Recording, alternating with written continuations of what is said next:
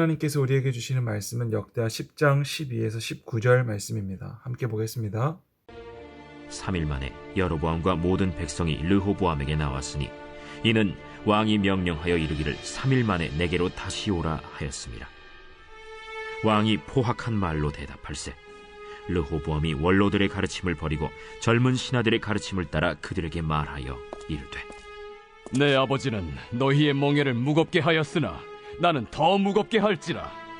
내 아버지는 가죽 채찍으로 너희를 치셨으나 나는 전갈 채찍으로 치리라. 왕이 이같이 백성의 말을 듣지 아니하였으니 이 일은 하나님께로 말미암아 난 것이라. 여호와께서 전에 실로 사람 아히야로 하여금 느바세 아들 여로보암에게 이르신 말씀을 응하게 하십니다. 온 이스라엘은 왕이 자기들의 말을 듣지 아니함을 보고 왕에게 대답하여 이르되 우리가 다윗과 무슨 관계가 있느냐? 이 세 아들에게서 받을 유산이 없도다. 이스라엘아, 각각 너희의 장막으로 돌아가라. 다윗이여, 이제 너는 내 집이나 돌보라. 하고 온 이스라엘이 그들의 장막으로 돌아가니라. 그러나 유다 성읍들에 사는 이스라엘 자손들에게는 르호보암이 그들의 왕이 되었더라. 르호보암 왕이 역군의 감독 하도람을 보냈더니 이스라엘 자손이 저를 돌로 쳐 죽인지라. 르호보암 왕이 급히 수레에 올라 예루살렘으로 도망하였더라. 이에 이스라엘이 다윗의 집을 배반하여 오늘날까지 이르니라.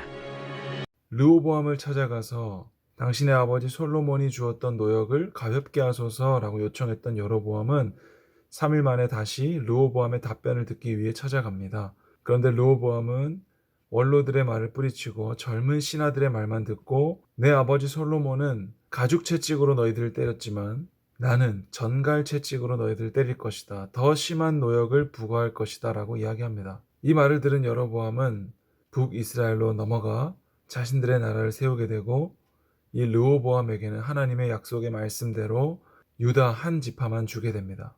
그러니까 나머지 모든 지파는 북이스라엘 여로보암이 가져가게 되는 거예요. 우리가 이 말씀을 들을 때 겉으로 볼 때는 원로들의 말을 들었어야지 라고 말할 수도 있겠지만 어제 말한 대로 이 모든 것은 아히야 선지자를 통해 하나님께서 하신 말씀의 성취입니다. 15절 말씀이죠. 아히야로 하여금 느바세 아들 여로보암에게 이르신 말씀을 응하게 하심이더라. 그러니까 우리가 말씀을 볼 때 원로들의 말씀을 들었어야지. 원로들은 세상을 오래 살았고 지혜도 많고 그리고 솔로몬 왕과 다윗 왕이 했던 것을 다 지켜봤던 자들인데 역시 어른들의 지혜가 놀라워.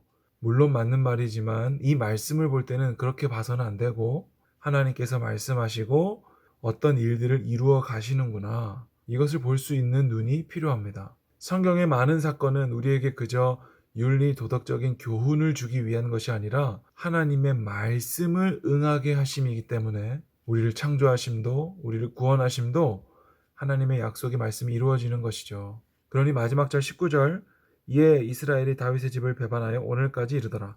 여로보암이 다스리는 북이스라엘은 다윗의 집을 떠난 거예요. 배반한 거예요. 비록 솔로몬의 아들 르호보암에게는 유다 지파 한 지파만 남아있지만 하나님의 집이 어디 있냐면 바로 그곳에 있었죠.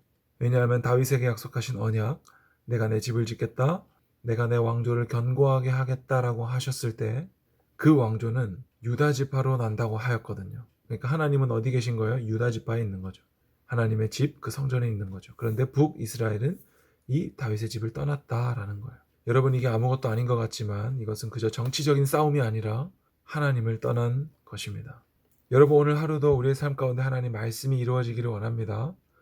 그저 윤리 도덕적으로 내가 얼마나 착하게 사는가, 내가 얼마나 지혜를 갖고 사는가 이런 문제가 아니라 우리는 청년의 때의 창조주를 기억해야 돼요. 그리고 우리 모든 사는 날 동안 하나님의 집에 거하는 것이 중요합니다.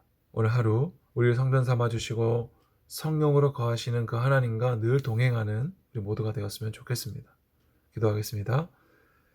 주님, 남유다와 북이스라엘이 분열됩니다. 이 모든 것에는 솔로몬의 우상 숭배가 있었습니다.